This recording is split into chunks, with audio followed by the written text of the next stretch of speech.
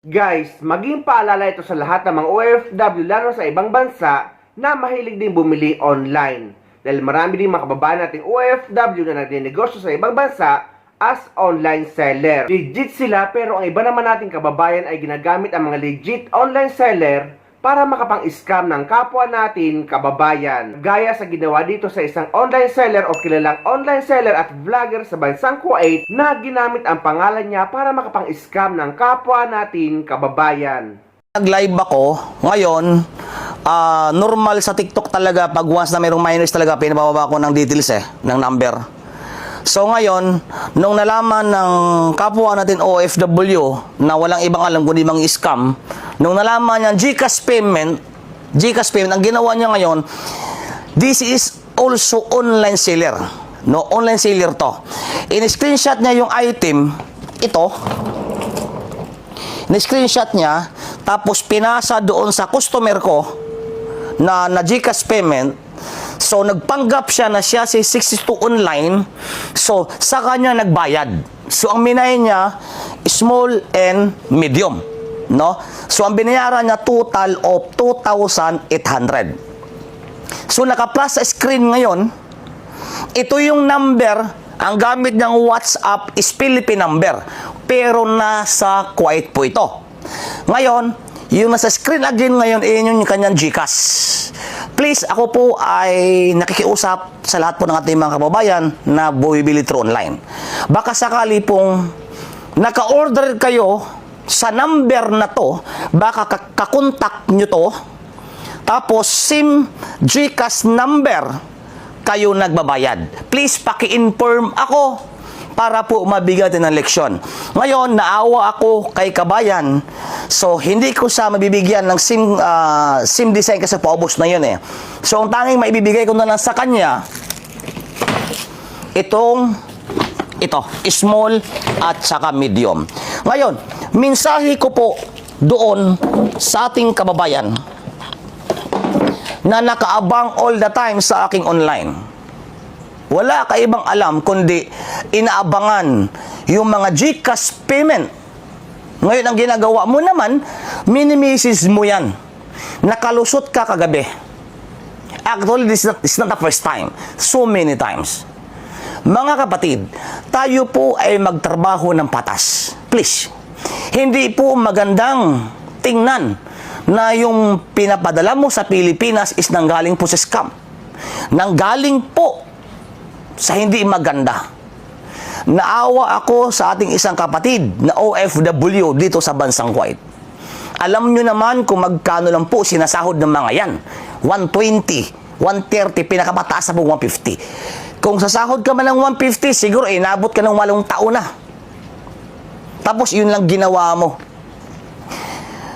Huwag lang talaga magkataon na mayroong magsumbong sa akin na isa sa customer mo na umu-order sa iyo at iyan yung WhatsApp na nagkontakan kayo, nagpalitan ng messages para sa mga detalye at SIM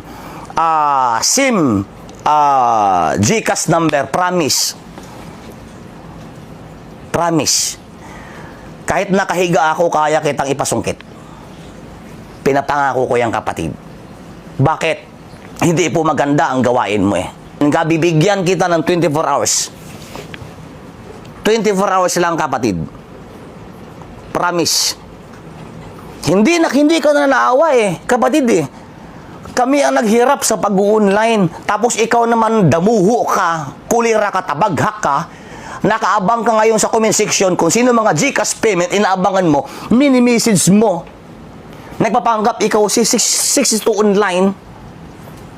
Siyempre ang customer hindi masyadong maalam, nagbayad sa'yo through GCash payment, 2,800 is really big money. Ito, kusapin natin.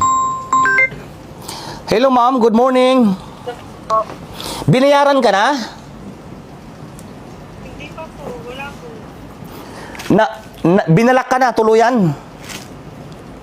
Po, binlock niya po ako, hindi ako na makontak po. Ma'am, ito ma'am ha, payo ko sa iyo ha, para sa lahat. Next time ma'am, kung GCash payment, make it sure, pa-confirm mo na kung iyon talaga ang aming GCash number. Kasi nagtaka nga ako kagabi habang naka-live ako, bakit ka bumalik agad sa live ko, idol? Tapos na ako magbayad po sa GCash, ha? Kaya nagulat ako, ma'am, wala pa akong binibigay na GCash number. Huwag kang mag-alala. Huwag kang mag-alala kasi gumawa ko ng mga pamaraan ngayon upang makita or makilala kung sino man to upang mabigyan natin ng leksyon just in case. Opo, may sinend po ako sa'yo, sir, na na picture. Yan daw po, yan, gumamit ng number. Yung picture na sinend ko sa'yo ngayon, yung last, na nakaitim siya. Paano mo nalaman itong gumagamit ng number, ma'am? Sabi ng di ba may pinasa ako sa'yo na TikTok? Opo. Ito'y at kabayan. Yun, sinerch ko yun. Tapos, kinuntak ko yun. Kinuntak siya ng isang followers mo, isang customer mo din. Kilala nila kasi nagla-live din siya sa mga trolley bag eh. Ah, Sabi niya daw, sa kanya daw yung number. Dati, na-hack daw yan. kapag Philippine number po, malabo po ma-hack yan, ma'am. Sobrang labo pong ma-hack yan kasi Kaya nga. unang-una sa lahat, kailangan ng code yan eh. Tama, me? Kailangan ng code yan. So ngayon, okay. Nakita ko na ang pagmumukha po ng isang online seller na damuho na to. Ipa-plus kita sa screen within 24 hours. Kontakin mo ako. Kausapin mo ako. Depende na lang kung paano ka makipag-usap. Make it sure, ibalik mo ang pera. Kasi alam ko, meron ka pang number, binalak mo lang. Please, pumunta ka sa unblock. 24 hours. Ayun mukha, pagmumukha mo, bibigyan kita ng 24 hours. Ibalik mo ang pera ng ating kababayan na putang ina ka. Nasa unblock mo yan, i-unblock mo, ibalik mo ang 2,800 kapatid. 2,850. Okay? Hindi kami naniniwala na na-hack ang Philippine number mo. Ma'am, anyway, magbibigay ako sa iyo for me, small, medium. Pero ibang quality, ma'am, kasi sold out na kasi yun eh. Okay po? Sir, thank you so much. Basta next time, ingat, ma'am, ha? Ingat po, ingat. Okay? Apo, sir. Okay. Salamat. Ingat. So, ito na.